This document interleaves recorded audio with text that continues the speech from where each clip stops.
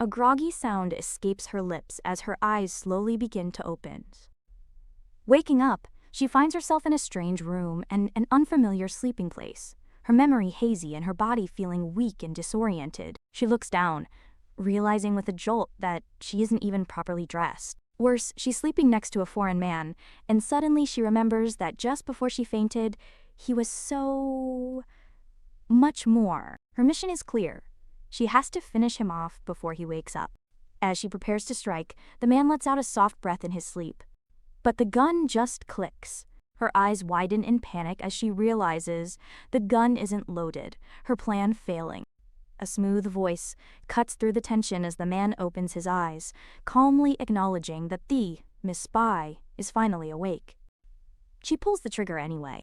A loud boom echoes. The blast reveals not a wounded man, but a powerful being, his form wreathed in shadow as dark feathers drift down around his silhouette. She stares in disbelief as feathers rain down from the ceiling, questioning if he's already dead. Her wide eye reflects the chaotic scene as she desperately wonders if her target is truly dead. Suddenly, a hand with long, sharp nails and glowing red tattoos emerges from the smoke, a voice telling her not to waste her energy. He reveals his true form, complete with horns and glowing crimson tattoos that spread across his chest, a small, dangerous fang peeking past his lips. His clawed hand grips her head as she realizes with dawning horror that ordinary weapons are useless. He leans in close, his demonic eyes boring into hers, whispering that she can't hurt him, confirming her terrifying new reality. She has been captured by a devil. His chilling decree echoes through the grand room as he condemns her to a life of silent obedience, trapped within these 4 gilded walls forever. The story then shifts, taking us back in time to just a few days ago. Panic erupts inside the facility as a guard shouts that the secret archives have been stolen. An officer immediately orders all doors to be locked, shouting not to let anyone escape. His men comply, slamming the heavy doors shut to seal off the entire building. The officer adjusts his cap, a grim and worried expression on his face. Meanwhile, safely outside, the thief lets out a quiet sigh of relief, calmly picking the lock on a pair of handcuffs as yellow leaves drift around her. She had successfully secured file number 109, which meant her mission was officially accomplished. She is a spy known only by her codename, Then Zhu, an elegant operative who moves with grace and precision, always one step ahead of her targets. Upon returning to her quaint safe house, she notices that a new letter awaits her. Inside, she thanks her small bird for watching the house, a crucial part of her disguise, because a spy must never reveal their true heart to survive.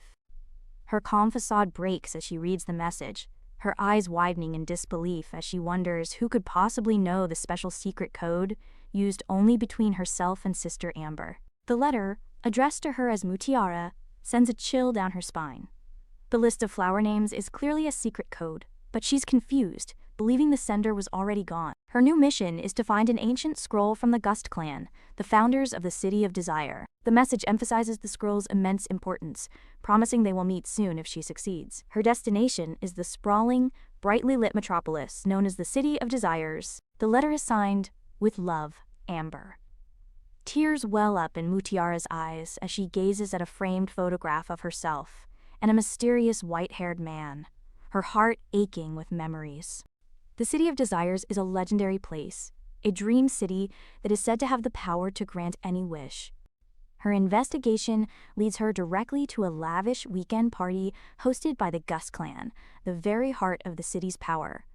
She blends into the opulent chaos, ready to begin her search. She scans the opulent party, wondering if her brother's death has any connection to this place. She overhears the guests crediting the City of Desires for granting them immense wealth and fame. Disguised as a server, she moves through the crowd, observing the powerful attendees, billionaires, famous film stars, award-winning directors, renowned authors, and even high-ranking government officials. The elite are all gathered here. People from every field and even different countries are all participating in this single party. Believing she's in the right place, she slips past a staff-only barrier to begin checking the rooms one by one. She peeks into rooms filled with surreal fantasies, like people literally drowning in money or attending parties in the air, a bizarre manifestation of their deepest desires. Her instincts guide her to another door, a feeling of dread and curiosity washing over her as she wonders what lies behind it. The scene inside is one of forbidden, indescribable chaos, a wild party of pure hedonism that leaves her momentarily stunned by its sheer depravity. Reeling from the sight, a voice from the end of the hallway catches her attention. It might be important information. She cautiously approaches the source of the voice and peers through a narrow crack in the door. Inside, a desperate senator pleads with a man named Delmond, begging for his help to eliminate his political enemies, a request heavy with sinister implications. The senator frantically offers anything in return for this dark favor: money, slaves, weapons, whatever it takes. A subordinate slams his head down. He reminds the senator that he's already made several agreements and that the ruler of the City of Desire, the head of the Gust clan, isn't interested in such worldly things. The leader finally speaks, a chilling smile on his face, clarifying that the price of an agreement is determination, hinting it costs the remainder of one's life and mental vigor. Delmond's glowing eyes narrow with a confident smirk, his presence radiating an overwhelming power as he coolly predicts more desperate souls will soon come, ready to bargain. Pulling back from the door, Mutiara realizes she's just witnessed a deeply disturbing and unusual transaction. The senator's desperation escalates, and he begs, willing to pay any price, even offering his own child's heart. A cold laugh escapes him. His expression turns to disgust. Enraged by the refusal, the senator declares he came prepared and orders his bodyguards to shoot Delmond immediately. The bodyguards open fire, but with a simple click, he stands completely unharmed, the bullets frozen in mid-air around him as fiery energy swirls ominously, showcasing the terrifying extent of his incredible power. A close look at his eye reveals a slitted, reptilian pupil glowing with ancient power, confirming that he is far from human and not to be trifled with. He redirects the bullets back. Mutiara watches in utter shock, realizing that in an instant all the bullets were deflected back at the shooters, leaving Delmond completely untouched. His gaze suddenly shifts towards the door, his sharp, inhuman eyes sensing an unwelcome presence nearby. Mutiara flinches back, realizing she nearly met his eyes. This is the first time she's made such a careless mistake. As she tries to flee, she finds her hands and feet are suddenly unable to move. His voice echoes from inside the room, coolly stating that a rat has come in. Mutiara realizes her body is bound by an invisible power. Footsteps approach the door. Her eyes widen in terror. The door swings open, revealing the imposing figure of the man she was just observing. Trapped and powerless, she can only stare as her mission comes to an abrupt and dangerous end. Her last thought is a desperate apology to her brother. She believes she has failed him. But as she fades, she feels a hand take hers, the unexpected touch startling her. She looks up in confusion to see Delmond himself holding her hand, pulling her forward. His actions are completely unexpected, leaving her to wonder what his true intentions are. A warm memory surfaces of her brother Amber telling a younger Mutiara they're having stew. A more painful memory follows, her injured brother holding her tightly, warning her that to survive, they must never reveal their true thoughts to anyone. The image of him walking away is burned into her memory, a constant reminder of his sacrifice and the lessons he taught her about survival. In a daze, she sees him walking away down a long hall, calling out his name. She wonders if he's truly alive, questioning this impossible resurrection. Desperate not to lose him again, she screams for him to wait and runs after him. The chase leads her onto a gondola that glides through a vast, candlelit underground space, and she fears she has lost her brother once more. The boat stops before a grand altar laden with candles and documents. She instantly recognizes the scrolls as the ones her brother described in his letter. Turning, she sees him standing there. Overjoyed, she confirms it's really him and runs into his arms, crying out that she has finally found him. The warmth of the hug feels so real, but as her eyes snap open, the illusion shatters. The vision of her brother fades, revealing Delmond in his demonic form. He smirks, mockingly asking who she mistook him for inside the powerful illusion he cast. Horrified, she struggles against his grip, demanding to be let go as the reality of her situation crashes down on her with suffocating force. He leans in, his voice a low whisper, noting how eager she was to steal his demonic contract, then asks what she truly wants to do. Her mind races at his words. The scroll she was sent for is actually a demonic contract. Realizing this guy isn't human, she quickly tries to play the part of a lost waitress. She apologizes for the disturbance and tries to leave, but he claps a hand on her shoulder. He leans in close, sniffing the air around her with a look of intense interest, finding her scent to be absolutely exciting and unique. He explains he smelled her the moment she started listening at the door, noting that most humans give off a foul odor of greedy, hypocritical desires that makes him sick. He scoffs at the partygoers, saying that beneath their shiny appearances, they only seek to satisfy their own desires. Mutiara finally understands the horrifying truth. The legendary City of Desires, where any wish can be granted, exists solely because of these demonic contracts. He brings his face close to her neck, inhaling deeply. He murmurs that the scent emanating from her is faint, yet very distinctive, unlike any other. He tells her that no matter what her desire is, he can help her achieve it, but only if she signs a contract with him, his eyes glowing with red energy. She recognizes this demon is too dangerous to deal with and decides to take her chances. Firmly pushing him away, she declares she has no wish he can grant. He reminds her what happened to the last scoundrels with bad intentions, asking if she still wants to challenge him. Her dagger flies from her hand as he takes control of it, turning her own weapon against her and slashing her arm. But she warns him not to underestimate her weapons. As the dagger clatters to the floor, a hidden needle pops out and the scrolls on the altar begin to scatter. A wave of numbness washes over him as he realizes her hidden weapon was an anesthetic needle, a clever trap. She gloats, revealing the anesthetic is potent enough to knock out a wild bear. Taunting him for being tricked by a mere human, she tells him to enjoy the paralysis. With Delmond momentarily incapacitated, she seizes her only chance to escape, diving into the water and swimming for her life. But he scoffs, revealing that even the strongest anesthetics can only affect him for a few seconds. He easily catches her, asking if she really thought she could escape. He grabs her underwater, pulling her into a firm embrace. She struggles against his hold, demanding the demon monster let her go. As she chokes on water, a single thought fills her mind with absolute certainty. She is going to die here at the hands of this powerful demon. Her consciousness fades, but not before she sees a strange vial, a memento from her brother, begin to glow and dissolve, releasing a mysterious red substance into the water. The demonic contracts suddenly explode. Delmond's eyes widen in shock as he feels a sudden, inexplicable severing of his power, wondering if his precious contracts are disappearing. He suddenly begins to choke. He surfaces, coughing violently. The sensation is alien to him. He questions how he, a powerful demon, could possibly have drowned. He looks to Mutiara's unconscious body and realizes she's still alive. At the same moment, he feels his contracts have been reinstated, leading to an impossible conclusion. His demonic power has synchronized with her vital signs. Gently cradling her head in his hands, Delmond stares down at the spy with a mixture of disbelief and grim fascination, realizing their fates are now inexplicably and dangerously intertwined. Delmond sits across from Mutiara at a table laden with a lavish feast, urging the Miss Spy to eat and keep up her strength.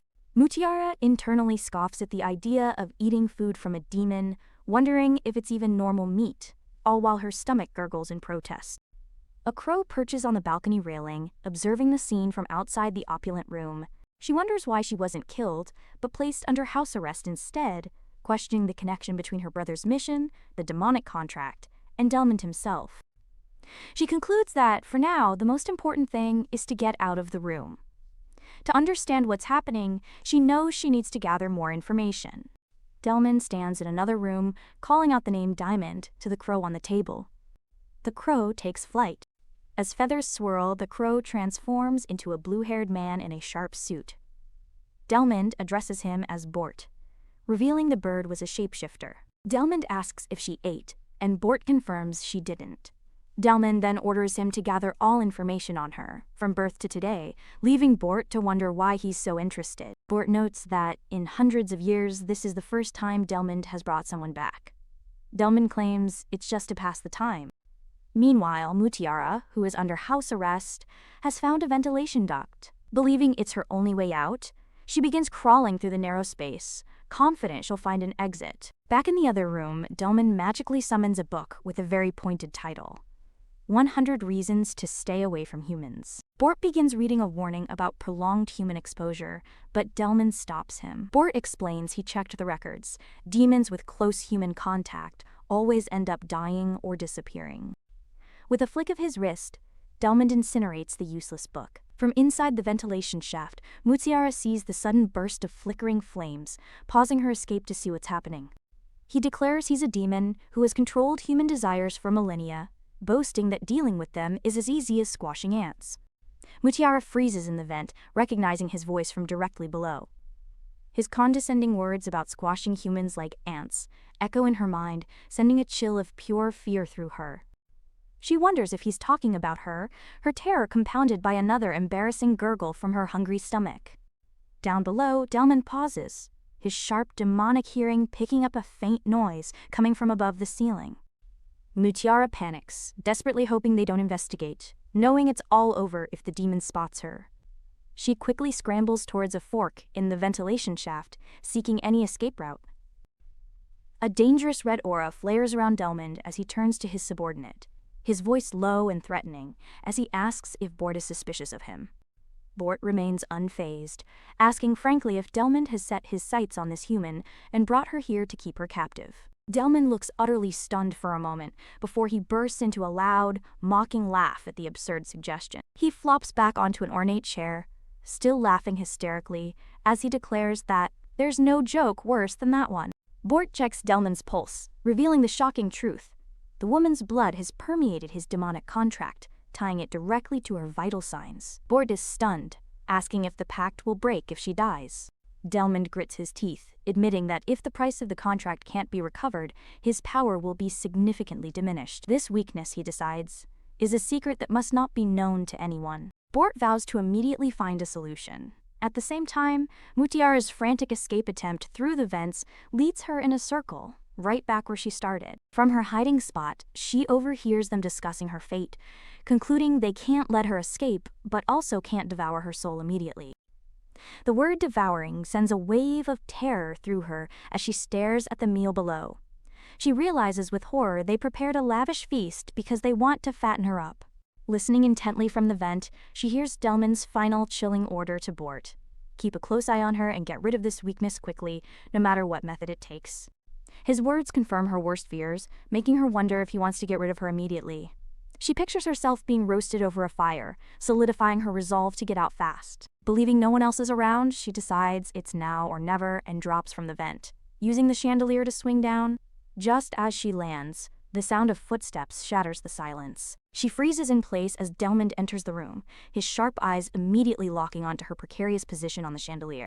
Desperately holding her breath, she tries not to make the slightest sound, knowing the demon has a highly developed sense of smell. Unfortunately, her traitorous stomach lets out a loud, betraying gurgle. He raises a hand, swirling his finger. The chandelier begins to swing wildly, flipping upside down as she desperately hangs on for dear life. A single tear forms in her eye as the world spins around her, her grip slowly failing. Delmond looks up at her with a smug, condescending expression, mockingly asking if she's having fun on the ceiling. Her strength finally gives out, and she slips, dangling upside down just inches from his face, completely at his mercy.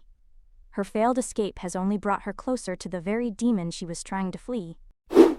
Delmond stares at her, a flicker of suspicion in his demonic eyes as he wonders if she overheard the critical conversation he had with Bort just a moment ago. She hesitates for a moment, trying to quickly come up with a believable excuse for her actions. Hanging upside down, she quickly lies, claiming she didn't like the food and went out to find something else to eat. She's barely hanging on with one foot, about to fall at any moment. Delmond looks up at her, unconvinced, and asks if she was looking for something to eat. He moves closer, his face just inches from hers, and mockingly asks if she expected to find breadcrumbs on the chandelier. Suddenly, he blows a wisp of pink energy from his lips directly into hers, a strange and unexpected action. As she loses her grip and begins to fall, her mind screams in terror, certain that he is about to eat her. Her fall is cut short as a decorative chain from the chandelier snags on her clothes, leaving her stuck. The fabric gives way, tearing loudly. She freezes in horror, realizing her clothes have torn in a very compromising spot, much to Delmond's apparent surprise. As she falls, his immediate thought is that she mustn't get hurt. He instinctively uses his power to create a cushion of energy, catching her just before she hits the floor.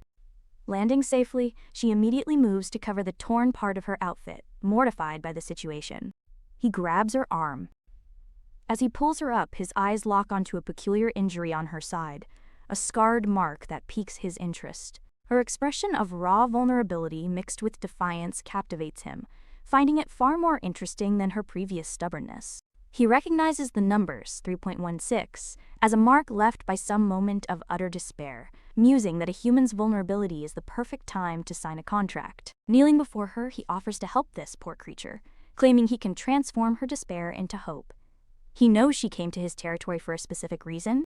He begins to probe for her motivation, his voice a silky whisper as he guesses at the driving force behind her actions: revenge, greed, or perhaps a tragic love. His last guess hits its mark, her pained expression confirming that a tragic love is the true source of her desperation. A single tear slides down her cheek, a silent confession that tells him everything he needs to know about the wound she carries. To his own shock, Delman feels a single tear roll down his cheek, a completely foreign and unexpected reaction to her raw emotion. He touches the tear, baffled by its presence. He, a powerful demon, shedding tears? The concept is utterly alien to him. Tari. He scoffs at the very idea, trying to dismiss the strange feeling. She clenches her fist, gathering her resolve. She slams the doors open and runs. As she flees down the grand staircase, she curses his perceptiveness, knowing he saw right through her defenses. She clutches the locket around her neck, reminding herself that above all, she must not reveal the true reason she is there, remembering her brother's warning about the date March 16th. She steels herself with a terrifying thought. If her brother Amber is still alive, her defeat will only put him in danger once again. She spots a brightly lit exit at the end of the hall and sprints towards it, her hope for escape renewed. But she slams right into someone. Dazed from the collision, she looks up to see two boys in tattered clothes sitting on the floor, their presence in the lavish hallway a complete mystery. The two boys, Ruby and Jade, don't recognize her, making Mutiara wonder if there are other human prisoners trapped in this house besides her. Sensing the imminent danger, she grabs one of their hands, urging them to run quickly before the demon catches up with them. She tries to pull him along, but he doesn't move, leaving her confused and vulnerable as they stare back at her with strange expressions. A sinister smile spreads across their faces as they realize she's the boss's prey. They transform out of their ragged clothes, deciding that since their mission failed, they might as well eliminate the human who escaped from the boss to wipe the slate clean. This shocking transformation reveals the truth. These boys aren't prisoners. They are his dangerous accomplices. Just as they're about to strike, Delmond appears on the balcony, his voice booming with authority as he orders Ruby and Jade to stop. He flicks a single coin. The coin explodes with incredible force, sending a shockwave through the hall that throws Mutiara to the ground amidst the shattered debris of the once ornate corridor. With the threat neutralized, a dark, wing-like aura flares around Delmond as the remnants of the explosion's energy evaporate into nothingness, his power on full display. Ruby and Jade look up in terror, stammering their boss's title as they realize the gravity of their mistake. But the explosive force that knocked Mutiara unconscious has also taken its toll on Delmond, leaving a gaping, smoking hole in his chest and revealing a more monstrous, vulnerable form. Ruby and Jade stare in shock at their boss's monstrous form, questioning if it's really him. Delmond tries to snap his fingers, but the magic has faded, and nothing happens. Despite his weakened state, a heavy, oppressive atmosphere radiates from him, confirming for the twins that it is really him. Just then, Bort arrives in a swirl of feathers, and the twins immediately call out to him for help. Ignoring the others, Bort rushes to Mutiara's side, using his magic to heal her injuries and restore her tattered clothes with a gentle purple light. Meanwhile, Delmond's body begins to heal itself, his demonic power knitting the wound shut as his true form emerges, shirtless and covered in glowing tattoos. Ruby bluntly asks what the boss's problem is with this girl, but Bort cuts straight to the point, stating that she is now his weak point. The twins note the girl didn't wake up. Bort checks her forehead, realizing she has a fever his magic can't cure. They must help her recover quickly. The twins finally grasp the situation. This girl's life and physical energy are now linked to the boss. They admit they just assumed she was escaped prey. Delmond sits in silence, looking utterly exhausted and stressed by the impossible situation, while the twins stand behind him, looking guilty for their earlier actions. Bort reports that her temperature is a dangerously high 39.6 degrees. Delmond is utterly appalled by the realization that, due to their linked fates, he is now forced to personally take care of her. Bort bluntly states it's because Delmond mistreated her, and that he must take responsibility. He then shoves the guilty-looking twins out the door, telling them to reflect on their actions, leaving a furious Delmond behind. Delmond keeps a reluctant vigil by her bedside as she lies sweating with a high fever, weakly murmuring for a drink of water. He tries to use his magic. He attempts to summon a teapot with his powers, but it remains stubbornly in place, refusing to move an inch. He looks down at his hand in frustration, wondering why his strength has not yet returned to its full power. Resigned to his weakened state, the powerful demon is forced to get up and fetch the water himself like a common mortal. He awkwardly tries to give her a sip of water with a spoon, then attempts to place a wet towel on her forehead, snapping his fingers in frustration at the unfamiliar, mundane task of caring for someone. He realizes he's unable to control his strength properly in this state, making even simple tasks difficult. He's forced to just wait for her temperature to drop on its own, a painful and frustrating experience for him. As he tends to her, her hand suddenly reaches out and grabs his, her voice pleading, "Don't go," in her feverish delirium. In her sleep, she murmurs for someone to hold her hand, her words a soft plea. His demonic eye narrows slightly. He leans back, a weary expression on his face as he wonders who she is still confusing him with. He brushes her hair back, exasperatedly questioning if he's supposed to play house with her or something. Her fevered dream takes her back to a memory of her brother, Amber, his voice calling her name, Pearl, as he gently touches her head with a look of deep affection. The dream shifts to a sprawling city at night, the memory of a younger her searching for him, wearing a mask to disguise herself as she wanders the lonely streets. She remembers looking up at the tall, intersecting buildings, feeling small and lost in the vast cityscape. He had offered her the only thing he had, a small space where they could be together. In her dream, he holds a small paper star, begging her not to leave him wandering alone, like a fallen leaf under the full moon, a memory filled with sorrow. Back in the present, Delmond gently adjusts the towel on her forehead, his expression unreadable as he watches over her. His expression is unreadable as he watches over her, listening to her feverish words. In her sleep, she murmurs that Pearl wants to eat the Provençal stew he made. Delmond is intrigued, wondering if Pearl is her name and what this stew is. He immediately orders Ruby and Jade to find the best cook to prepare a Provençal stew. They protest, saying it's 3 a.m, but he commands them to figure it out. As the night wears on, Delmond remains by her side, holding her hand as she sleeps, a strange and unfamiliar vigil for the powerful demon who now finds his fate tied to hers. The sound of birds chirping signals the arrival of a new day, sunlight streaming into the lavish room. Mutiara slowly begins to wake, her eyes fluttering open as she becomes aware of something warm and solid holding her hand.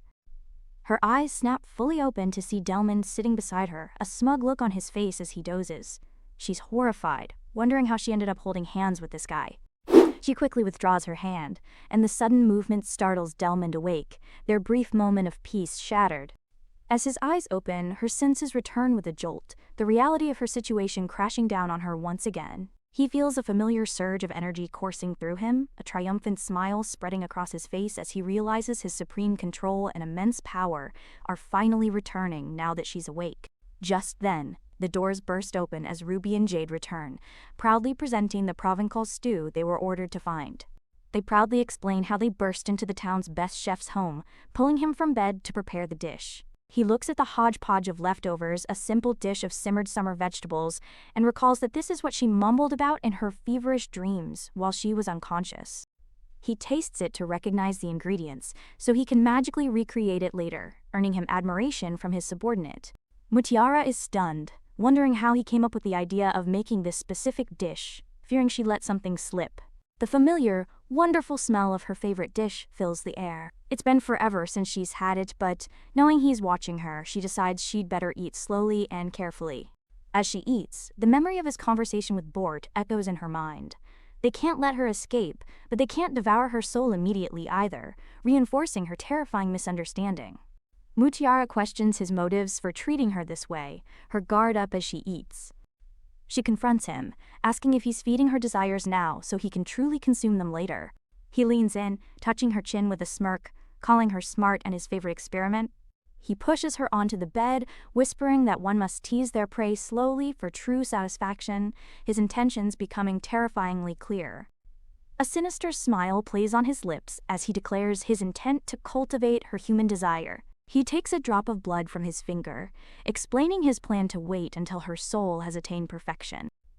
He licks the blood from his glove, his eyes glowing with predatory hunger, promising to savor her perfected soul little by little, turning it into a real feast. Mutiara glares back defiantly, saying she'll disappoint him. She now understands his ultimate goal is to seize her soul. A knock interrupts them. Bort enters, asking if she slept well, forcing Delman to quickly move away from her. Bort presents a set of essential items that have been prepared for her, telling her to help herself. Bort presents a dazzling array of luxury goods, expensive clothes, shoes, bags, perfumes, and cosmetics. It's an overwhelming display of wealth, with every item from a high-end brand meant to tempt her. She scoffs internally at their presumptuous attempt to sway her, questioning if they really believe such trivialities could ever tempt her. Resigned to her situation, she accepts that she won't be leaving the residence anytime soon, but realizes she can at least move freely around the mansion for now. Her eyes narrow as she starts to formulate a new plan of action. She assesses her captors, noting there are 4 demons in total. Since the second-in-command, Bort, has never touched her, she decides to start by building a relationship with him. Walking through a field of sunflowers, she questions her mission, wondering if it was really her brother who sent her, or if someone is using his memory for their own purposes. Hiding in the bushes, she overhears Bort reporting to Delman that the twins' operation failed, and worse, there is a traitor within their family. Bort reveals the traitor has a top-secret list of their influential human contacts. The traitor plans to conclude a deal with Black Jade, an executive of the Opal family, at next week's ball. She is stunned. She recognizes Black Jade as an intermediary who once worked with her older brother, Amber. This man might hold information she needs to escape the demon's clutches. Delman dismisses the idea of attending the ball, stating he despises such gatherings and the foul scent that comes from the humans who attend them. He delegates the mission to Bort, ordering him to intercept the list and ensure their influence is not compromised in any way.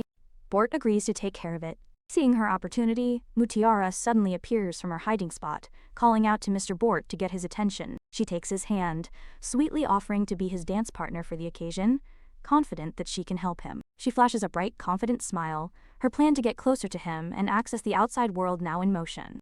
Delman watches this exchange with a silent, questioning gaze, his expression unreadable as he processes her sudden and bold offer. She proposes that she and Bort attend the high society ball together, catching him off guard with her directness. She enthusiastically pitches her skills, claiming she's exceptionally skilled at impersonating others and can easily help him lure out the person he's looking for, nodding eagerly to sell her point. A hand slams the table. Delman suddenly appears, his voice cutting through their conversation as he declares her proposal a good idea. He overrules her plan, stating that Bort will monitor the perimeter while he himself will attend the ball in person. Mutiara internally celebrates. Her plan worked perfectly. She knew he wouldn't stand by while his prey brazenly created complications. He then turns to her, declaring that she will be his dance partner, confirming her calculated risk had paid off. Bort watches them, his expression a mixture of suspicion and disapproval at this sudden turn of events. Delman leans in close, his voice low as he correctly suspects she has ulterior motives for wanting to attend the ball. She clenches her fist, her resolve hardening as she reaffirms her true mission: to take advantage of this opportunity and contact Black Jade, an executive from the Opal family, to obtain information about her brother. She begins her performance, complaining that she's stuck in this cursed place all day and is at her wit's end. Continuing her act, she explains that she must be on guard at all times, constantly wary of someone who could devour her at any given moment. Trembling for effect, she claims to be a fragile being, insisting demons can't understand her fragile state of mind. Bringing her act to a climax, she cries that she'll end up losing her mind, banking on the idea that if this ingredient becomes apathetic, it will inevitably affect his appetite. Her words hang in the air. Her performance seems to hit its mark, as Delman now looks genuinely distraught by her emotional outburst. He internally confirms the connection, realizing that his own strength is indeed linked to her current state of mind. Having seen enough, he cuts her off, telling her to dry her tears and prepare to be his dance partner. A triumphant smile spreads across her face as she realizes her gambit paid off. He cares deeply about her state of mind, which means she's finally gained the upper hand. With her plan set in motion, the scene shifts to the following week, the night of the high society ball. In his opulent office, Bort reports that the Opal family's influence has grown rapidly, posing a significant threat to their control over the City of Desire. If the traitors' list falls into their hands, the entire power structure could be rewritten. Understanding the gravity of the situation, Delman declares that they must intercept the traitor personally at all costs. Mutiara internally admits she has absolutely no desire to have any contact with Black Jade, but this may be her only chance. Delman explains that he and Chief Opal go way back, describing the man as a sly fox. Bort adds that, on the surface, the Opals always maintained a cooperative relationship while doing reprehensible things behind the scenes. Delman orders them not to alert the enemy, planning to personally apprehend both the traitor and Black Jade at the ball. Her own mission is clear. She has to find Black Jade and get information about her brother before they do. Delman presents the floor plan of the ballroom, instructing everyone to memorize it, giving Mutiara a crucial piece of intel. She steels herself for the challenge, knowing that to unravel the mystery of her brother's disappearance, she must be a good dance partner. In the sun-drenched garden, amidst fields of sunflowers, Delman begins to teach Mutiara how to dance, their preparations for the high-stakes ball officially underway as they move together under the open sky. She's confident she has the initiative, but as he pulls her close during their dance lesson, her composure is momentarily shaken by his sudden proximity and control. He leans in, his voice a low and intimate warning not to trick him, before promising to let her in on a little secret. As he gently caresses her hand, he reveals his terrifying ability. He can read her thoughts through simple, physical touch. A sinister, all-knowing smile spreads across his face as he proves his power by addressing her with a name she thought was secret, Miss Pearl. Her eyes widen in pure shock, her mind racing as she desperately tries to understand how he could possibly know her codename. She tries to play it off, questioning if he's talking about her, but he counters her disbelief with a chilling question of his own. He reminds her of the stew he had prepared, asking how he could have possibly known her favorite dish if he couldn't read her mind. The horrifying truth sinks in. Reading minds through touch. She questions if demons really possess such an invasive and overwhelming power. Her mind flashes back to her feverish state, remembering with dawning horror how she mumbled her name and favorite food while he held her hand. Delman smirks, having completely unraveled her entire plan. He sees her attempt to control him and decides to play along with her little game. Mutiara knows she must practice dancing with a man who can read minds through physical contact. To face this daunting challenge, she must completely outdo herself to succeed. She recalls impulsively pushing him away, but after downing a jumbo-sized black coffee, she feels certain she can now conquer this seemingly impossible challenge before her. Across the table, Delman simply watches her with a calm, unreadable expression, completely unfazed by her antics. A servant approaches, questioning if Delman, whom he calls Damon, is truly sure he wants black coffee. Delman takes a sip, privately musing that he never thought he'd drink something meant for humans. He immediately spits it out, disgusted by the incredibly bitter taste, as Mutiara realizes demons react strongly to coffee. Wiping his mouth with a gloved hand, he declares that the drink is something only cattle would consume. Later, standing in a field of flowers, Delman instructs her with a clear command. He states that Miss Pearl will have to call him Damon when they attend the ball. However, Mutiara refuses his order, defiantly stating that she will continue to call him Mr. Diamond instead. Delman calmly reminds her that participation in the ball requires a partner. Furthermore, they are expected to display a certain level of intimacy to appear convincing to everyone there. Trapped by his undeniable logic, she grits her teeth and reluctantly forces out his name, Damon. Satisfied with her compliance, Delman snaps his fingers, magically summoning a gramophone.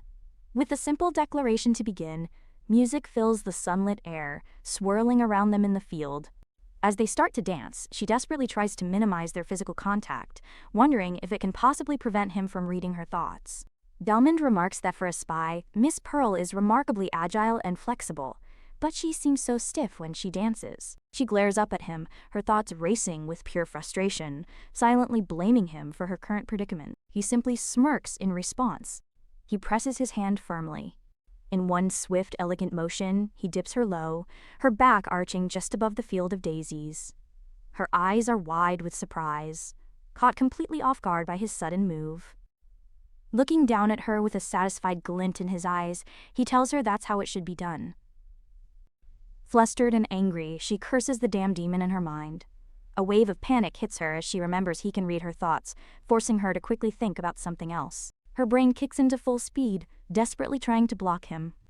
She imagines herself on a rooftop, needing to cross to the building opposite, her mind flooding with complex equations. As they continue to dance, she focuses entirely on her mental calculations, using physics and geometry to determine the perfect angle needed to jump with a rope. However, a crack appears in Delman's facade as he internally questions if she actually believes he can read minds. He pulls her closer now. With her mind completely preoccupied by complex equations, her feet can't keep up with the rhythm of the dance. Watching from a distance, two identical twins comment on the scene. They see their boss dancing with a human, but note it looks more like a tug-of-war, completely out of sync. Frustrated with their lack of progress, Delman abruptly stops, letting go of her hand and calling her Miss Pearl. His eyes narrow with annoyance. He looks down at her, his voice cold, as he bluntly informs her that she is slowing them down. Despite his harsh words, Mutiara looks up with determination, insisting they try again and promising to do it correctly. He smirks at her determination. He resumes the dance, reassuring her that his hands will remain at a distance so she can rest assured. Despite his words, Mutiara finds it impossible to believe that the demon could genuinely care about her. She decides to let her guard down for a moment to regain her calm, reminding herself that she has always managed to accomplish her tasks rather brilliantly. With her mind clear, her body relaxes, and she begins to move with a newfound grace and fluidity. Their feet move in perfect sync. Observing from afar, the twins are impressed, noting that the girl seems light and agile, their coordination finally perfect.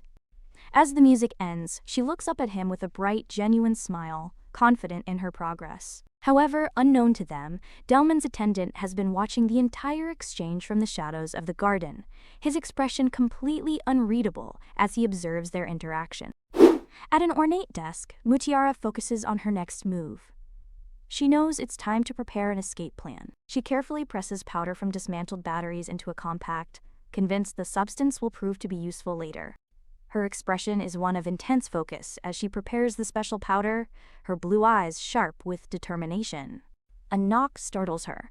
As the attendant announces her coffee, she quickly hides her work before allowing him to enter. Mr. Bort informs her that a team of professionals is coming to help choose her ball gown. Mutiara is ecstatic, believing she's the employee chosen by fate.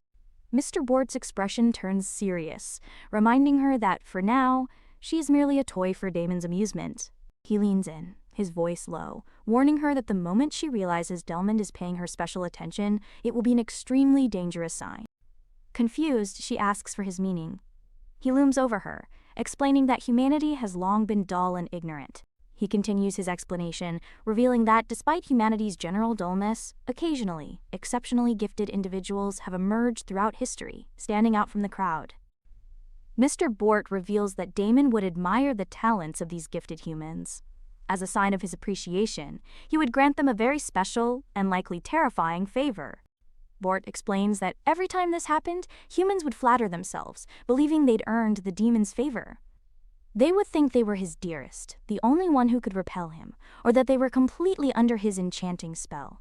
This inflated ego and obsession with Damon would ultimately lead to their downfall, regardless of their profession. When Damon contemplated their mutilated remains, he uttered only one chilling sentence.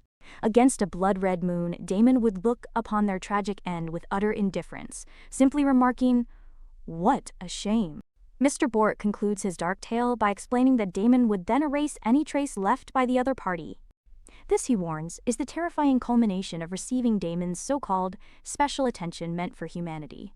It's a fleeting illusion of favor, for which one pays with eternal torment, a grim reality now reflected in her eyes. Mutiara looks him dead in the eye, assuring him her only thought is for his boss to stay far away.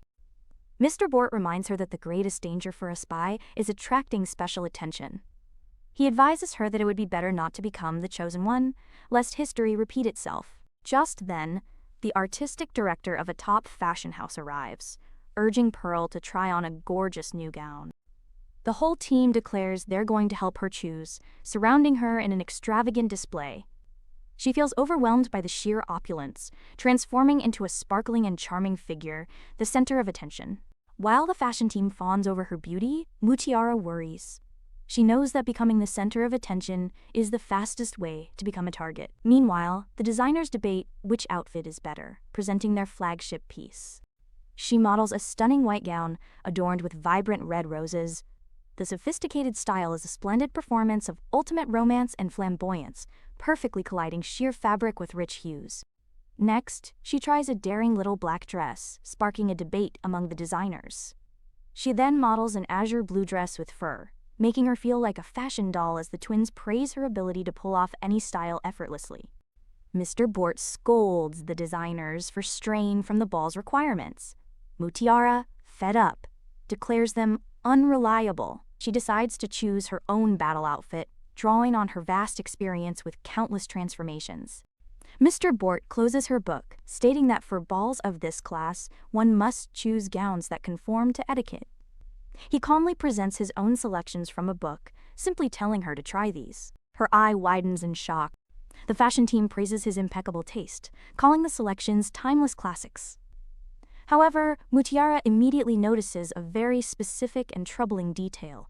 All the dresses he picked feature plunging back designs. Sensing her sudden pause, Mr. Bort turns to face her. With a calm and unreadable expression, he asks her if there is a problem. A wave of fear and suspicion washes over her face. She instantly processes the sinister implications behind his very deliberate choices. A new voice enters the room, observing her hesitation. The unseen person suggests that since it is clearly difficult for her to decide, he will take a look himself. Delman suddenly appears behind her, his hand resting possessively on her waist, causing her to jump in surprise. He leans in close, pointing to a specific design in the book and asking for her opinion on it. She looks up at him, stunned. The dress he chose is the one that perfectly hides the scar and tattoo on her back. Delman looks down with a knowing smirk, dismissing the style. He says what truly matters is that the dress suits her. She is completely taken aback, her heart pounding in her chest. The realization hits her hard. He remembers exactly where the scar and tattoo are on her back. Her heart thumps violently, but it isn't joy. It's shock and terror as Mr. Bort's chilling words about Damon's special attention and its terrible price echo in her mind. Clutching her chest, she desperately questions his motives. Is this attention specifically intended for her, or is it just another part of his brilliant and terrifying manipulation? The frantic pounding of her heart isn't a sign of affection. It's a warning, now at its highest possible alert level. The night of the ball has arrived, and guests gather outside a grand mansion, its windows glowing warmly. Vintage cars line the cobblestone street, and the air is filled with anticipation for the lavish event. A polished shoe steps out. Delmond emerges, looking impossibly dapper in a shark tuxedo under the brilliant full moon. His signature red earring is the only splash of color against the formal black and white attire. He extends his hand, gently taking hers as he helps her from the car, like a true gentleman. She steps out in a delicate, sparkling heel, her hair elegantly styled with a golden headpiece. Mutiara is a vision in a shimmering white and gold gown, adorned with layers of delicate necklaces. The moonlight catches every sparkle, transforming her into an ethereal, almost otherworldly beauty for the night. At the entrance, the doorman requests their invitation, but is shocked upon recognizing Delmond. Whispers identify him as Diamond Ghost, the surprisingly young founder of the City of Destre. Mutiara observes that few people seem to know he's the head of the Ghost family, let alone a demon. This sparks a crucial thought. If she can discern a pattern in his demonic contracts, it might lead her to her brother. Reluctantly calling him Damon, she restores contact and whispers her question about the requirements for his demonic contracts. Delmond turns to her, his expression unreadable as he completely sidesteps her question with one of his own. He holds her hand gently, his touch a stark contrast to the danger she perceives from him. He brings her hand to his lips, telling her that if she wishes to enter a contract, she can do so at any time. He kisses her knuckles softly. The unexpected gesture sends a jolt through her, her eyes widening in shock and confusion at his display. She reminds herself to avoid letting her mind wander during physical contact, focusing solely on the dance to hide her escape plan. They take to the dance floor, moving as one under the grand glittering chandelier. Other elegantly dressed couples twirl around them, filling the magnificent ballroom with motion and grace. Mutiara puts on a confident smile, moving gracefully in his arms. They appear to be the perfect, elegant couple, captivating everyone who watches them glide across the floor. Guests murmur about the handsome stranger, guessing he's a wealthy recluse and lamenting that he already has a companion. Others praise her beauty, but Mutiara ignores them. She knows she can't look away from him, needing to focus. As she looks up into his intense gaze, her heart pounds like a drum. She tries to convince herself that the overwhelming feeling must be fear, nothing more. Her heart continues to pound as she dances, consumed by the fear that he'll watch her, control her, and see through every secret she holds. It's a terrifying, suffocating feeling. She panics, immediately trying to shut down her thoughts. She can't risk thinking about her plans while he's touching her. Suddenly, Delman leans in close, his lips brushing against her ear. Her entire body stiffens in surprise at the unexpected intimacy. She asks what's wrong. He complains about breathing in a nauseating scent of lust, feeling sick. Mutiara is horrified, desperately thinking that he better not dare throw up on her. Squeezing her hand tightly, he instructs her to come with him to the side hallway after the dance. His strange behavior leaves her completely bewildered. Not waiting for the dance to finish, he abruptly pulls her away from the crowded ballroom and down an empty, ornate hallway. He presses her against the wall. With his fangs suddenly bared, she struggles against his grip, demanding to know what he is doing and shouting for him to let her go. She pushes against his chest, her hand glowing with a faint, pink energy as she repeats her demand for him to release her immediately. He ignores her pleas, leaning into her neck. She internally curses the damned demon, wondering if he is an animal for pinning her against the wall just to sniff her.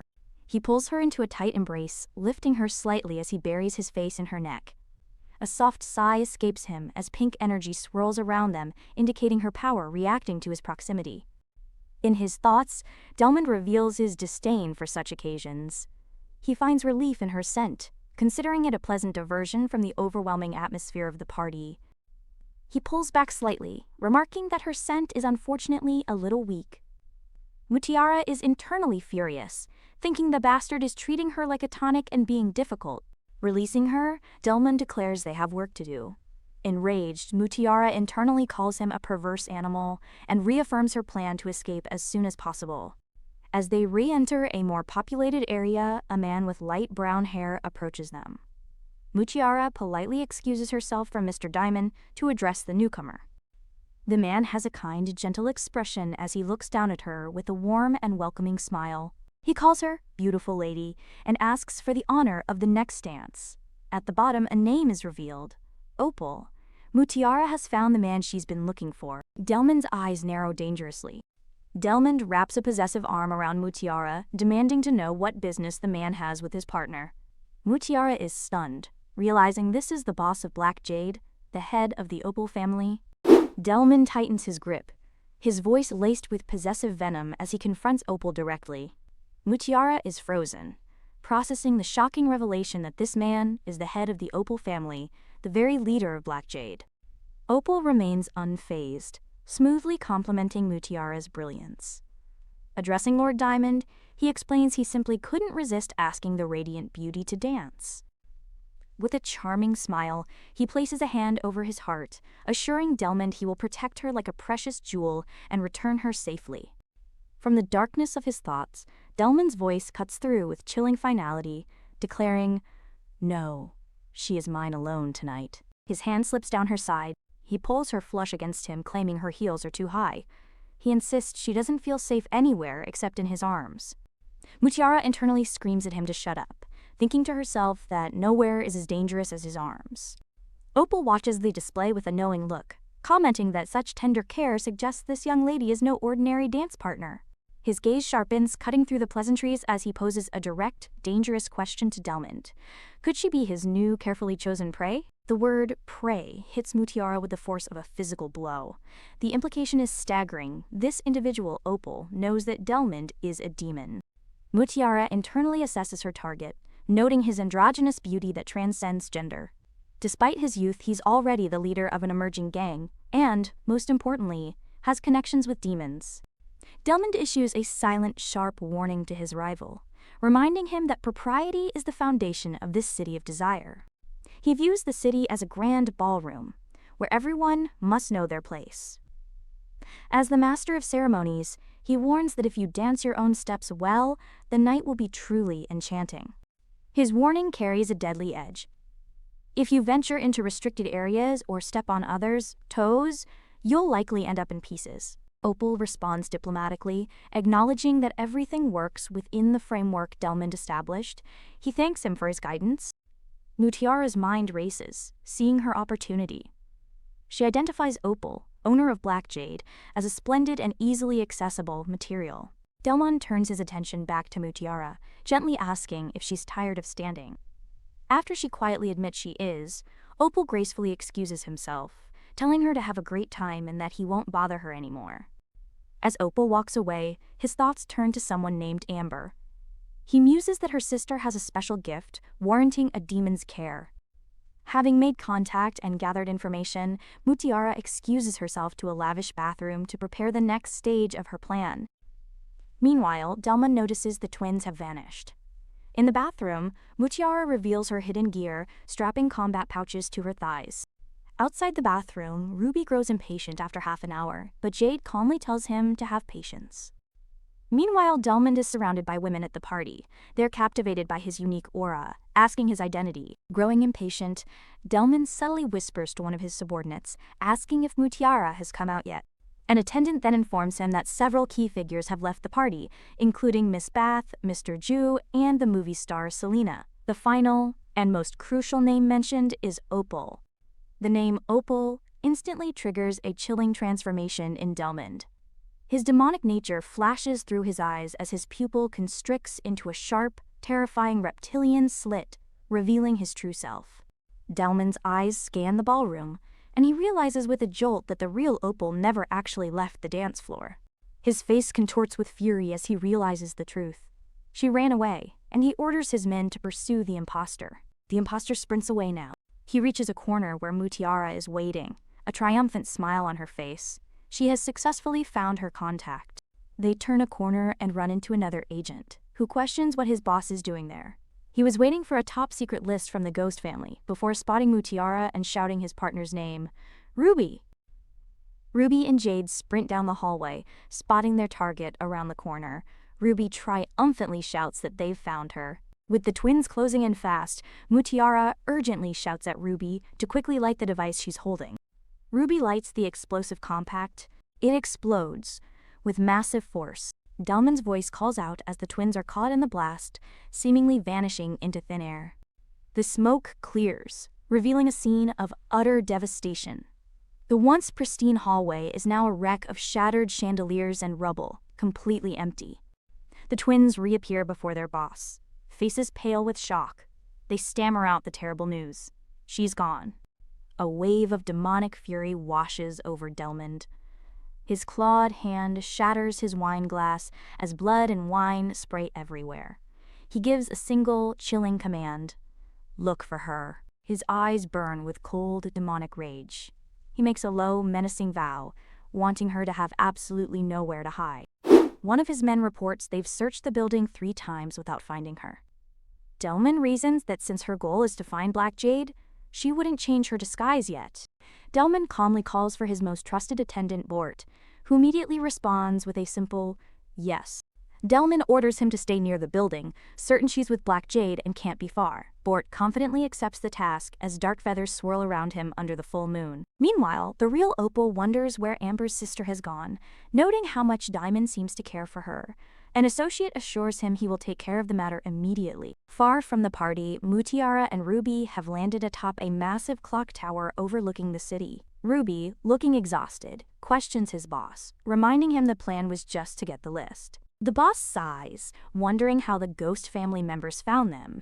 As another agent appears, he questions why they came to the exposed bell tower in the first place. The newly arrived agent is terrified by the height of the clock tower. The boss calmly explains that this location is perfect for getting information about Mutiara's brother, away from prying eyes. He turns to Mutiara, whose codename is also Black Jade. He informs her the situation has changed, their informant has been exposed, and now she is being watched too. He suggests they throw out some bait. The nervous agent decides to head back to the safe house, citing unfinished business. Seizing the moment, Mutiara asks her contact for the latest progress regarding the spy known as Amber. The agent pauses his departure, questioning her sudden concern about the elusive, top-tier spy Amber. He casually dismisses her worries, mentioning they just saw each other this month, so there's nothing to worry about. The agent's hand trembles at the mention of her brother, the very reason Mutiara is risking everything tonight. A wave of pure joy and relief washes over her as she realizes her brother is still alive. The boss, however, looks grim and demands to know where the two of them met. The agent is confused, asking his boss why he doesn't know, since it was his request. Before he can finish, the boss suddenly pulls a gun on him. The agent finally realizes the deception, shouting that the man before him is not his boss. He holds the imposter at gunpoint against the massive clock face, demanding his true identity. The imposter calmly reaches up and pulls off a realistic mask, revealing their true face. The agent is stunned as the name Black Jade is uttered. Standing on the narrow ledge under the full moon, Mutiara, now disguised as the boss, coolly asks the agent if he remembers her. The agent recognizes her as Pearl. She demands to know her brother's location, but he insists it's confidential. Suddenly, she spots a muzzle flash from the shadows, realizing someone is about to shoot him. She screams a warning, but it's too late. The agent instinctively moves to shield her as a gunshot rings out, the bullet finding its mark. He gasps, trying to tell her something as a bullet tears through his chest. Mutiara screams his codename Black Jade as a second bullet grazes her own neck. His body goes limp, falling backward off the clock tower into the night. Mutiara reaches out in a desperate, futile attempt to save him, screaming that it can't end like this. Her eye widens in shock. After everything she has been through, after finally reaching this critical point in her mission, she finds herself falling backwards into the empty air, her one lead gone forever. As she plummets towards the ground, a single, desperate thought echoes in her mind. Is there anyone who can possibly come and save her now? Elsewhere, a hand clicks something with purpose. A hand throws a magical item. Suddenly, the air erupts in a storm of glowing red rose petals. They swirl around her as she continues her descent, a beautiful yet bizarre phenomenon interrupting her fall through the night sky. Tears well in her eyes as her desperate wish continues, hoping for someone who can dispel the suffocating fog of uncertainty that surrounds her entire life. Her plea concludes with a desperate hope for someone to save her from this immediate danger, as she falls toward a swirling, fiery red portal that is opened beneath her. Her fall is suddenly halted by an impossibly large, gentle hand. She looks up, realizing who this person is. It is Diamond, revealed in his true demonic form with massive horns and claws. He holds her tiny, fragile form in the palm of his hand, all against the backdrop of a blood-red moon.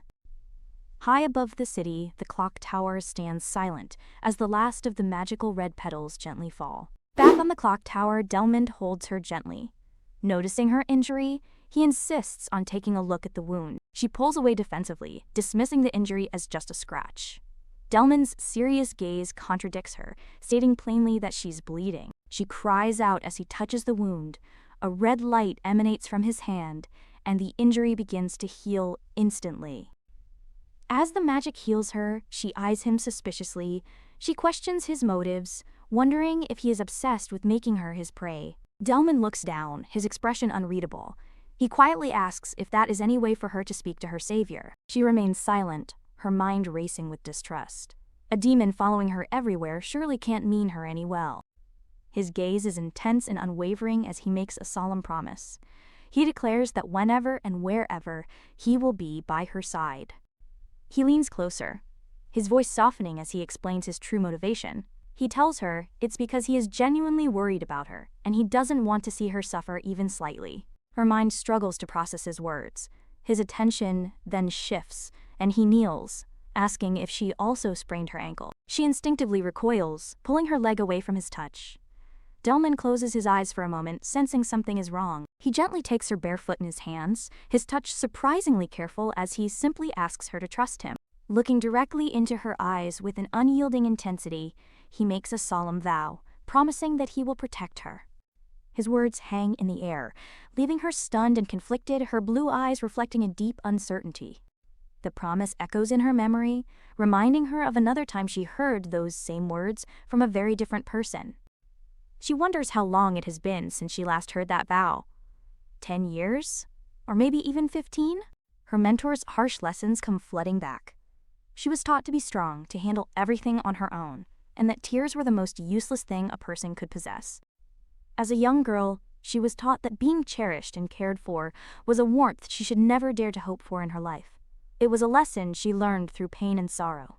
Back in the present, Delmond kneels before her, his hands glowing with red energy as he heals her sprained ankle. Once the healing is complete, he looks up at her with a confident smile. He tells her that she is now free to run away again. She watches him, her thoughts a whirlwind of confusion.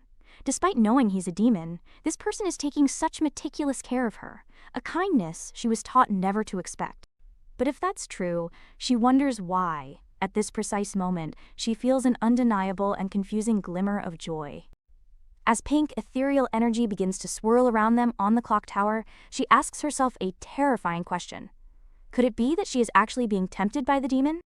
Delman's demonic eyes flare as he's hit by the sudden, intense change in her scent. He knows instantly that it must be her. He pushes her down hard.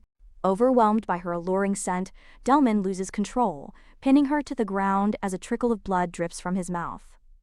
He leans into her neck, confirming her scent is changing. She struggles, demanding he let her go, but he growls that it's not enough. He grabs her wrists, the pink energy flaring around his hand as he declares he's still not satisfied. She desperately tells him not to do it. He pins her against the brick wall of the clock tower, lifting her off the ground as she weakly tells him to stop. He inhales her scent deeply, completely lost in his demonic instincts. She pushes against his face, pleading for him to go away. Her mind is a mess of conflicting feelings. She acknowledges his shiny aspect, but reminds herself that he is nothing more than a beast, a demon.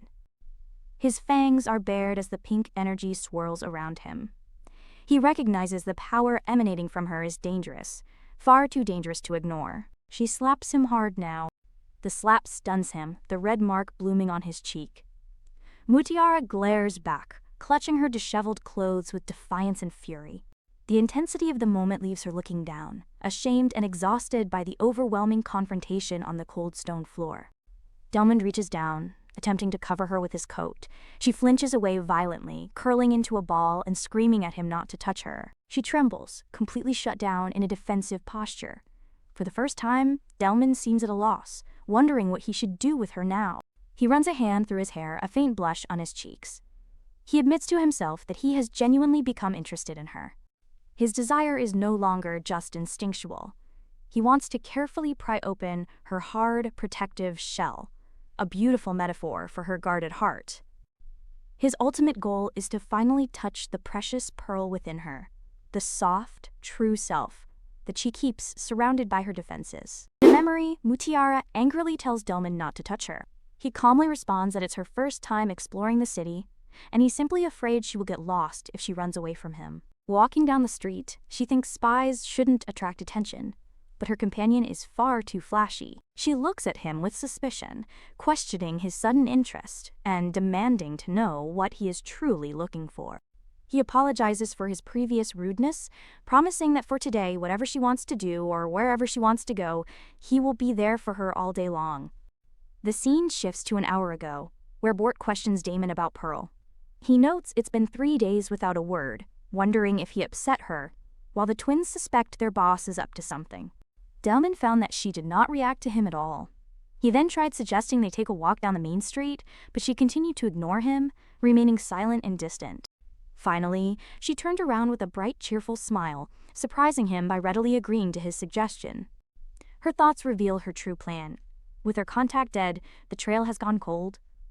But she recalls the agent's words about Amber and knows she can still investigate Black Jade's whereabouts, seizing today's opportunity.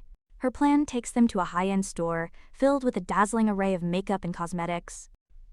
Mutiara questions why he brought her to a makeup store, stating she only needs functional costumes for work and doesn't care about her appearance. Delman disagrees, telling her she is clearly very beautiful, and he hopes to find a shade that highlights her unique charm. The saleswoman is impressed, thinking her boyfriend really knows how to talk. Mutiara internally screams that he's not her boyfriend, as she's never had one. Outwardly, however, she endures the comment, simply stating that she prefers to keep a low profile. Delman then instructs the starstruck saleswoman to pack up every single item in the store for sale and deliver them to an address he provides. Back on the street, Mutiara warns him to stay at least 1 meter away from her, a demand to which he calmly agrees. Her eyes suddenly catch a detail on a bakery sign. She recognizes it instantly as a secret symbol, used only by clandestine agents, a hidden message right in plain sight. She glances back at Delmond, casually remarking that she really likes the desserts at this particular restaurant, testing his reaction. He adjusts his hat, completely unsuspecting, and agrees to go take a look inside with her. Inside, she uses lip reading to convey her true message. While asking to order a cake, she secretly communicates that she needs information. The baker, also an agent, responds by asking her to choose a fragrance, which means, "What information do you need?" She requests the largest strawberry cake, a code for information on places frequented by the Black Jade agent over the last month. The baker confirms delivery in 3 days, with the information hidden inside the cake. Mutiara feels fortunate to have found an informant so quickly, seeing it as some compensation for being stuck with Delmond. Meanwhile, the baker tempts them with a limited edition parfait and a couple's afternoon tea set. Delmond eagerly agrees to the tea set, but Mutiara quickly shuts it down. He then excitedly requests a large strawberry parfait, surprising Mutiara. Seeing his choice, she opts for a black coffee, wondering if demons have a sweet tooth. The baker brings their orders to the table, setting the parfait and coffee down between them in the quiet cafe. To her complete surprise, Delmond switches their orders, pushing the parfait towards her and taking the coffee for himself. He looks at her with a knowing glint in his eyes, simply stating that the sweet, elaborate parfait is for her. She is utterly bewildered, wondering how he knew she wanted it since they hadn't touched. She takes a bite and finds it absolutely delicious, sweet, without being cloying. The taste triggers a long-buried memory from her childhood, a wistful moment of wishing she could go to a restaurant for dessert. She questions why she's suddenly recalling these memories. Delmond's voice cuts through her thoughts, asking if the dessert is not to her liking. The realization hits her with stunning clarity. He wasn't reading her mind, he was watching her from the very beginning, observing her true desires. Flustered by his attentiveness, she turns away, propping her head on her hand and deciding it's best to just ignore him. Her attention is then drawn to a nearby cart filled with colorful, star-shaped candies in glass jars. Delmond's voice is low and amused, a smirk playing on his lips as he correctly deduces her interest. He leans over her, holding a jar of the wishing stars. He playfully asks if it's a human custom and suggests that if her wish is too embarrassing to say out loud, she can simply write it down for him. Mutiara closes her eyes, dismissing the entire notion as childish. Delmond challenges her dismissal, pointing out that the way she looked at the parfait was like someone finding a long-lost treasure. He bluntly calls her out, simply stating, "You're a liar." His words hit their mark. She realizes with chilling certainty that all his tenderness and attention were just a sweet mask. It was all a meticulously orchestrated test, designed with the sole purpose of capturing her desires and seizing her very soul. She looks up, her fear replaced by fiery defiance. She accepts his challenge, daring the demon to tempt her. Later, at dinner, Delmond asks if the lobster is to her liking. She replies coolly that it is not bad. At a carnival game, she proves to be an expert marksman who never misses. The terrified stall owner begs Delmond to stop her before she wins all of his prizes. They then take a ride on an aerial tramway, enjoying a panoramic view of the city at sunset. As they walk along the waterfront, Delmond asks if she enjoyed their day. She admits the place is nice, but it would have been better without a killjoy like him. She accepts his challenge to test her, declaring that she will oblige him. Unseen, an agent watches them from a distance. Several days pass. An agent reports back to his boss Opal, who is relaxing with a woman on a couch. Opal, holding a dart, coolly asks if their traitor, who infiltrated the ghost family, has been found yet. The agent apologizes, explaining the traitor disappeared after the ball. As he speaks, a dart flies past his head, and Opal furiously calls him incompetent for wasting his hard work. The agent tries to calm his boss down, offering new information. He presents a photograph showing Delmond and Mutiara together. Opal looks at the photo with a sly smile, finding it surprising that Diamond is going to such lengths for her. He throws a dart, pinning the photo to a board. For years, he's been unable to find Diamond's weak point, but now he believes this girl might be the key. Opal is determined, declaring they must explore every avenue to discover the true connection between Pearl and Diamond. Back at the mansion, Bort greets Damon as he returns.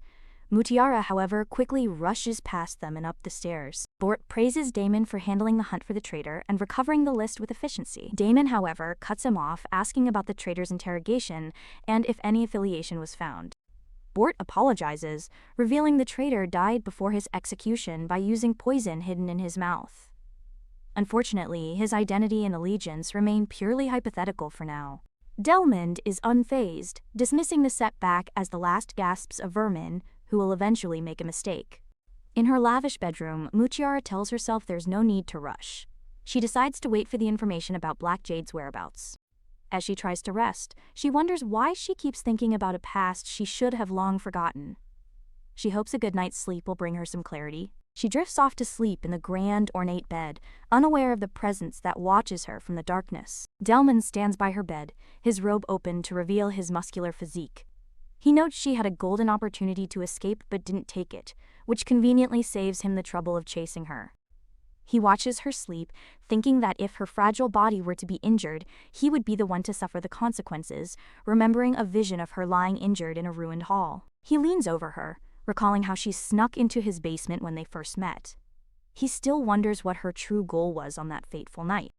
His thoughts are a whirlwind of conflicting images, his demonic tattoos, and the tender moment he healed her ankle on the clock tower. He remembers the intensity of her scent as he touched her, and the crucial question that still lingers in his mind. Did she actually enjoy his caresses? He gently places his hand, marked with a glowing red tattoo, on her stomach as she sleeps. He silently beckons her to come to him, so that he can finally unravel her mystery.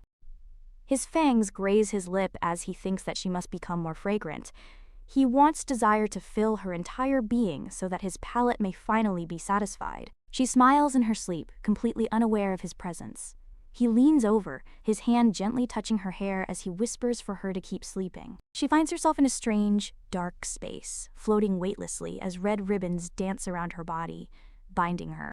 A delicate lace blindfold covers her eyes, and she drifts through the void, completely disoriented and questioning where she is. A demonic reptilian eye watches her from the darkness. A hand reaches out through a swirling red mist, a silent and ominous presence in her dream. In the surreal dreamscape, she is bound by crimson ribbons, her eyes covered by a lace blindfold. A figure embraces her from behind, his hands marked with glowing red tattoos, and she desperately questions who it is. Blind and helpless, she trembles in his embrace, unable to see or free herself from the silken bonds. He curls up against her, a silent captor in this strange, ethereal prison of her own mind. A wave of terror washes over her as she feels his sharp fangs against her skin. It's a scary, vulnerable moment before he bites down, a soft cry escaping her lips as he claims her in the dream. Yet amidst the fear and the unknown, an unexpected sensation blooms within her. As they are entwined by the crimson ribbons in the endless void, she questions why there's a strange, undeniable sense of pleasure. Her body trembles uncontrollably as her breathing becomes ragged and shallow. Fear has clearly seized her, a cold grip tightening as she is held captive within this strange, vivid dream. Yet despite the terror gripping her heart, a strange and undeniable pleasure begins to overwhelm her senses. It's a confusing, forbidden warmth spreading through her, contradicting everything she should be feeling. This sensation is both sweet and strange, an addictive feeling she can't quite comprehend. The lace blindfold does little to hide her expression as her eyes slowly flutter open.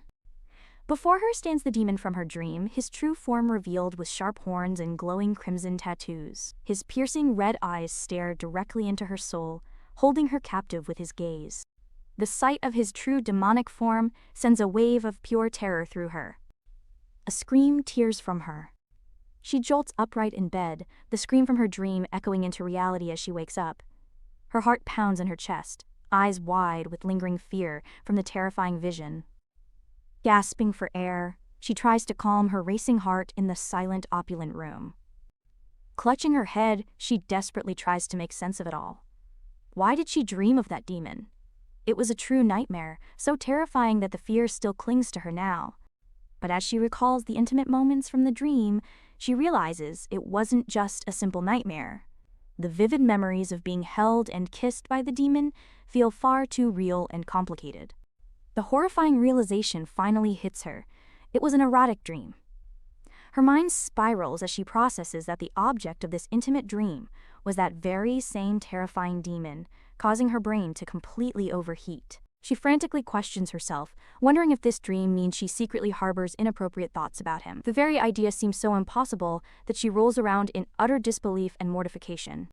The scene transitions to a bright and sunny morning, where an elegant breakfast has been prepared on a beautiful outdoor terrace. The table is lavishly set, awaiting the start of a new day. Mutiara sits at the table, secretly hoping she won't have to face Delmond after last night's dream. Just then, a voice calls her name. And speak of the devil, Delmond appears right on cue, looking effortlessly charming. He holds a coffee mug, telling her that she forgot it, his smirk suggesting he knows more than he lets on. Completely caught off guard, Mutiara can only stammer as he closes the distance between them, offering the mug. The moment her fingers brush against his while taking the mug, a jolt of energy passes between them.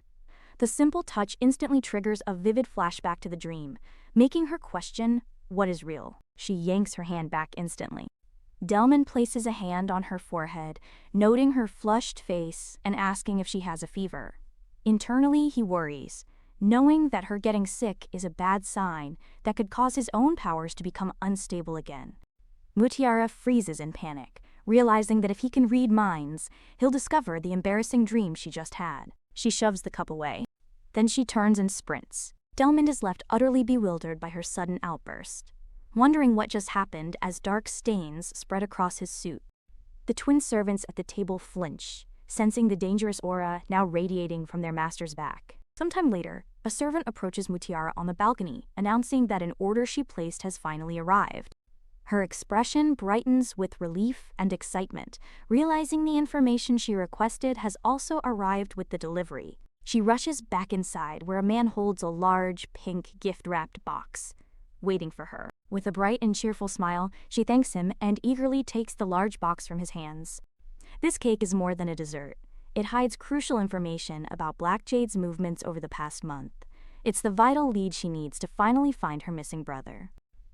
With a newfound sense of determination, her eyes narrow as she focuses on the critical task ahead. She decides to go back to her room immediately to unwrap the package and retrieve the scroll hidden inside. Suddenly, the box is opened. Delmond appears before her, his hand glowing with power as he claims he bought the cake and wants to see it. She stares in disbelief, realizing her entire plan is about to be completely ruined by him.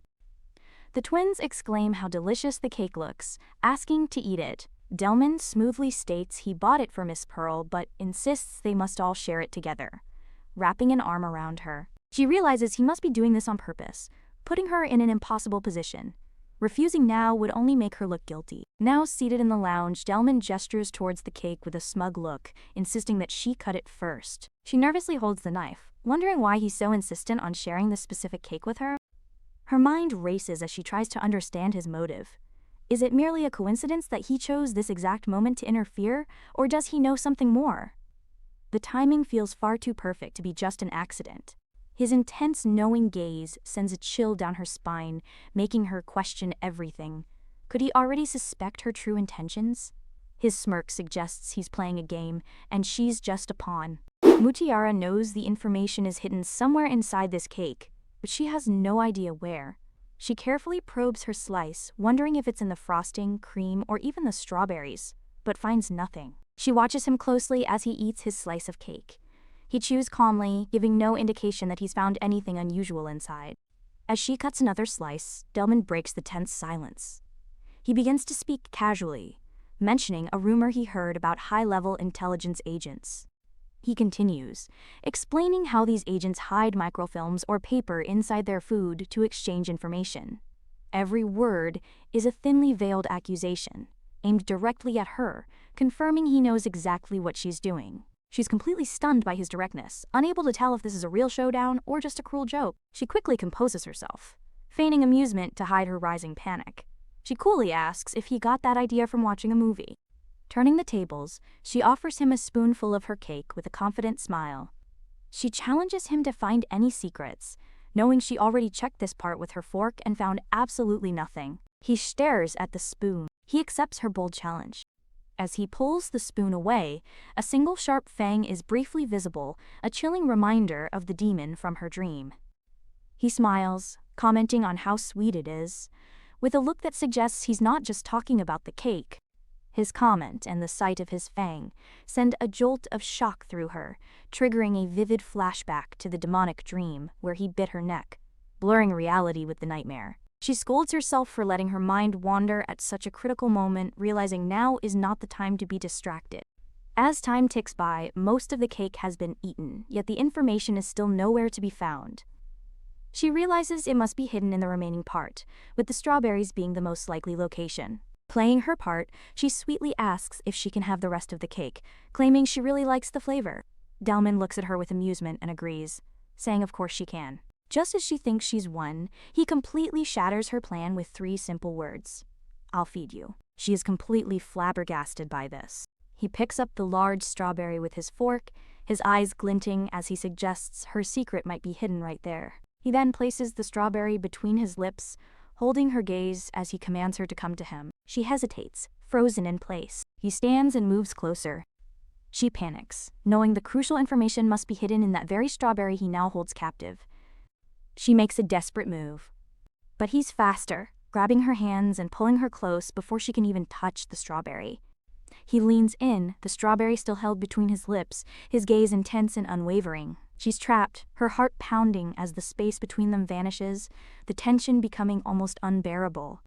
He brings his face even closer, the sweet scent of the fruit filling the air between them.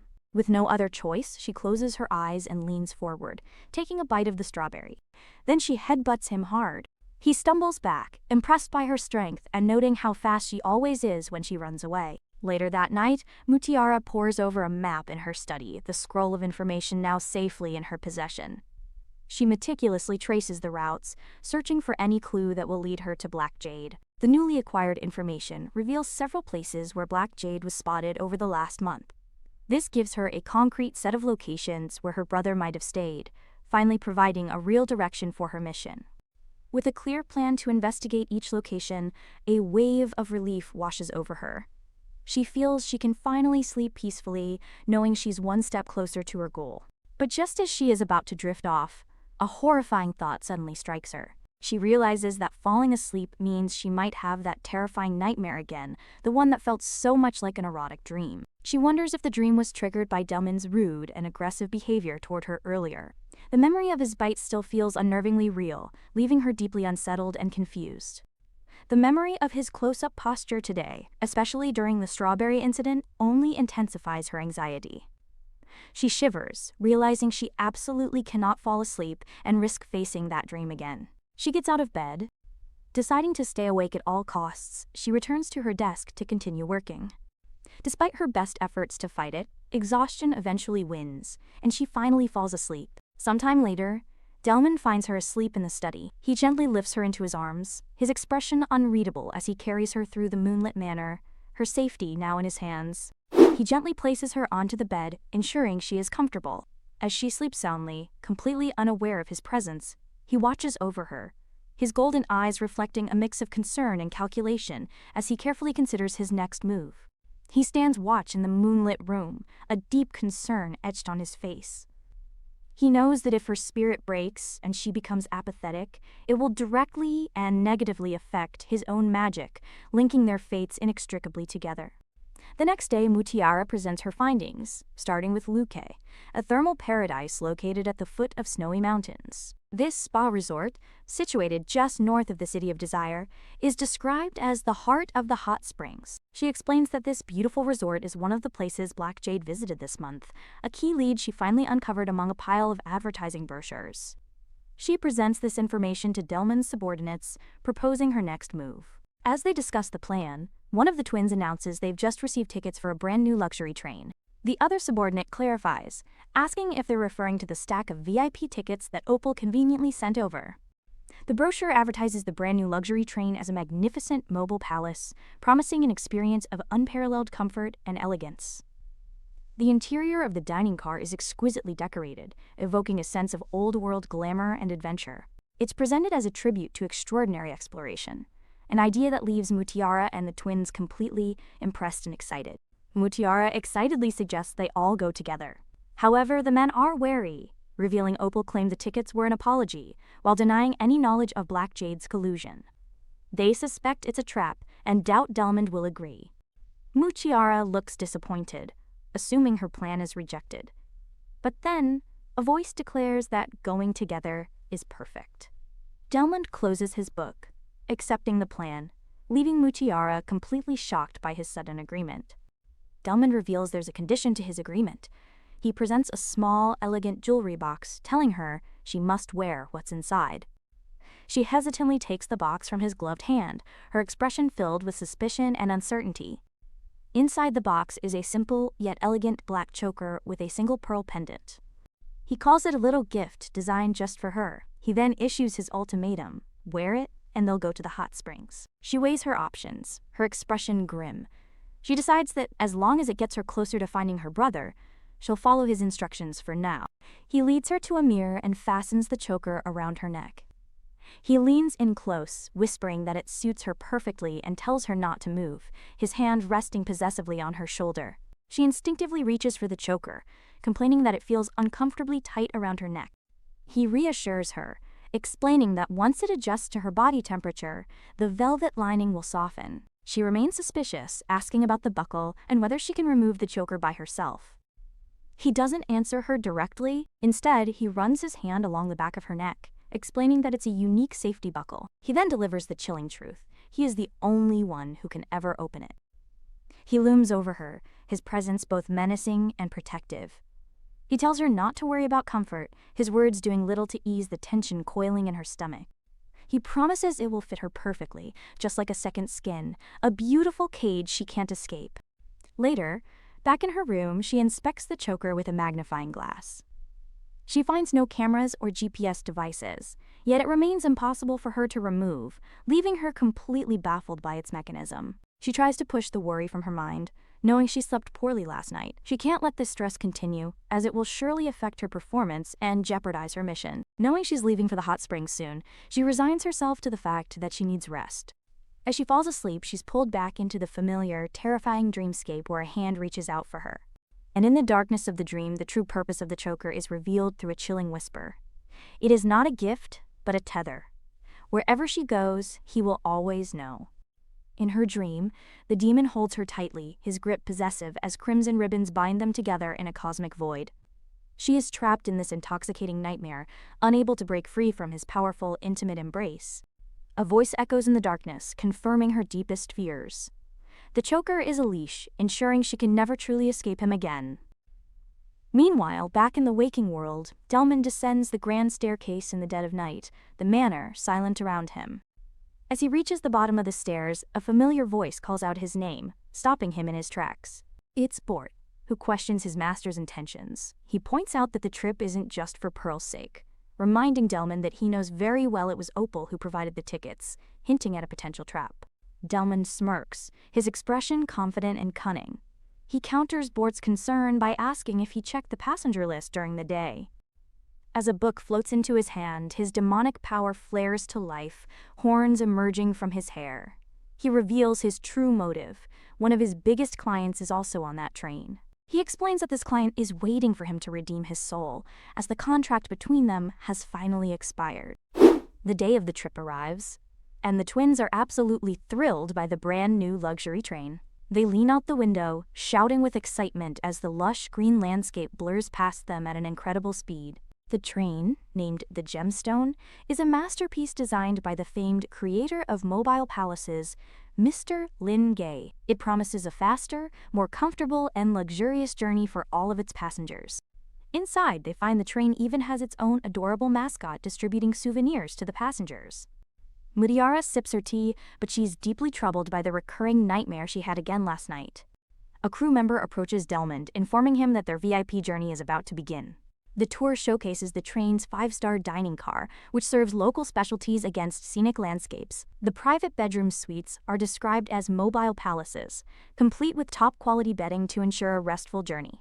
The suite is even stocked with popular perfumes and high-end skincare products. Delmond smirks, asking if this is her first time on such a train. Mutiara coolly replies that she maintains a low profile and avoids expensive things unless required for work. The question triggers a memory of her brother's training. He taught her that the first lesson of being a spy is to conceal your whereabouts, using different modes of transportation like railways and bicycles to shake off anyone tracking them. He also established a secret code to verify their identities whenever they were alone at home. The code was a simple exchange. He would say, "A cup of coffee, no sugar," and she would respond with the countersign, "A pot of stew, no cheese," confirming it was truly them. The memory is warm and vivid, her brother praising her for being so clever as she hugged him tightly. It was a time of safety and affection, a stark contrast to her current dangerous reality. The bittersweet memory brings a faint, wistful smile to her face, a brief moment of warmth. Her moment of peace is shattered when Delman's voice cuts through her thoughts, asking why she's smiling. He's suddenly right behind her, his intense gaze locking with hers, instantly creating a heavy, suffocating tension. The silence stretches between them as they stand by the window, the beautiful scenery outside forgotten. She quickly turns away, composing herself, and claiming the beautiful scenery outside the window had simply captivated her. As a crew member directs them away from the ladies' suite, the twins whisper to each other. They notice their boss seems particularly grumpy, speculating that a certain scent has put him in a foul mood. Overhearing their conversation, Mutiara steps forward and asks them directly if they're talking about the scent of desire. She realizes she knows almost nothing about the demon she's tied to. To win, she must know her enemy, and building a good relationship with the twins is the key to learning more about him. The twins simply reply that it's the boss's special intuition, a vague answer that deepens the mystery. She holds their gaze, her expression turning serious as she presses for more information about this strange ability. She asks if they can't smell her scent, but they confirm there's no smell at all. This leads her to correctly deduce that not every demon can smell her, and only their boss possesses this unique ability. She beckons them closer, and they lean in, admitting they might not be experienced enough yet. They explain that ever since they met the boss, he's been incredibly picky about his contract partners. Suddenly, a sharp voice calls out their names, and the three of them freeze in unison. Delmond appears, his expression unreadable as he gives the twins a direct order. He has something to attend to, and they must absolutely not lose sight of her this time. They snap to attention, agreeing immediately. The scene then shifts. Delmond sits alone in the dining car as the sun sets, his thoughts focused on the impending deadline. At midnight, the sole contract of his client will expire, and he'll be there to collect. However, he finds it strange that he can't detect the person's scent, a crucial tool for his work. He stands, confident that their compartment can't be far away, and begins to walk through the car to find them. While Muchiara and the twins are settled in their suite, one of them notices someone lurking suspiciously outside. He decides to check it out, promising to be right back. 2 hours later, Ruby still hasn't returned. The remaining twin, Jade, grows concerned, and, noticing Muchiara is hungry, offers to get food, promising to knock 3 times upon his return. Now left completely alone in her suite, Mutiara passes the time by casually flipping through a tour guide. Suddenly, a loud knock sounds. She's startled by the noise. She opens the door to find the train's cheerful mascot standing there, greeting her with a simple hello. She recognizes the mascot from earlier in the day when it was handing out souvenirs in the hallway. The person inside the costume explains that they've come to deliver her souvenir from the train. The mascot places a small, neatly wrapped gift box into her gloved hands, its purpose completely unknown. As she sits on the edge of her bed, the mascot's shadow looms over her, its cheerful appearance now feeling deeply menacing as the gift sits ominously in her lap. Sensing danger, she pulls out her hidden gun. She instantly incapacitates the mascot. The mascot collapses to the floor, revealing the person inside was no match for her swift attack. She rips off the mascot head, revealing the unconscious face of a man, clearly an assassin sent to kill her. She notices a small device on his collar labeled Number 02, a chilling discovery that implies there are other assassins on board. The situation has suddenly become far more complex and dangerous than she initially realized. Her mind races as she connects the dots. The twins still haven't returned. She fears they've also encountered assassins, but questions how mere humans could defeat powerful demons unless they were specifically prepared for such a fight. Realizing the attackers must know about demonic power and came prepared, she decides on a new strategy. If the twins are truly in danger, then the safest course of action is to go undercover. Her plan is to become one of the enemy. She puts on the mascot costume and walks down the train corridor. She soon encounters another man who addresses her as Number 02, asking if she has finished her task. Mutiara instantly recognizes him as the train conductor who checked their tickets that very morning. This confirms that the assassins have infiltrated the train's crew, making the entire journey a carefully orchestrated trap from the very beginning. She now understands that the conductor is an accomplice of the puppet killer, part of the larger conspiracy. Lowering her voice to mimic the assassin, she reports that the target is solved and locked in the toilet stall. The conductor, satisfied, tells her the boss will inspect it later and urges her to follow him. He leads her to a private room filled with numerous men, all appearing to be part of the same dangerous group, their expressions grim and ready for action. She's shocked to find an entire private room full of assassins, realizing the scale of this operation is massive. On a table in the center of the room, she sees a small cage holding 2 distressed foxes. The leader, a smug man with glasses, reveals they are demons. He explains that he used magical holy water to suppress their powers and transform them into their current animal forms, boasting about his success. As his subordinate praises him for the powerful holy water, Mutiara stares in horror, realizing with a sickening certainty that the 2 captured foxes are none other than Ruby and Jade. She questions their motives, realizing she's trapped with strong assassins and has no chance of winning a direct fight. Her expression hardens with grim determination as she assesses the impossible odds stacked against her. One of the assassins threatens the agitated foxes with a knife, telling them to quiet down or he'll stab them. The other goon foolishly tells him that hitting them will only make them more agitated. The leader orders his men to keep the demons intact, planning to sell them to lab backers. The leader calls Mutiara shrewd for her suggestion. Seizing the opportunity, Mutiara, still disguised, volunteers to take the agitated foxes to the train's medical room to give them sedatives, hoping to separate them from the group. One of the assassins stops her, questioning if she plans to keep the valuable demons for herself. Mutiara calmly counters, explaining she must quiet them before they leave the train to avoid discovery.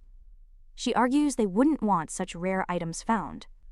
As a guarantee, she gives them a 5-minute deadline to find her. With their reluctant agreement, she quickly takes the cage and leaves the room, shutting the door behind her. Once safely away, she restores her original voice, whispering a promise to the captive foxes, "I'll save you." She knows time is of the essence on the unstoppable train. The best course of action is clear. Back in the assassin's room, the 5-minute deadline passes.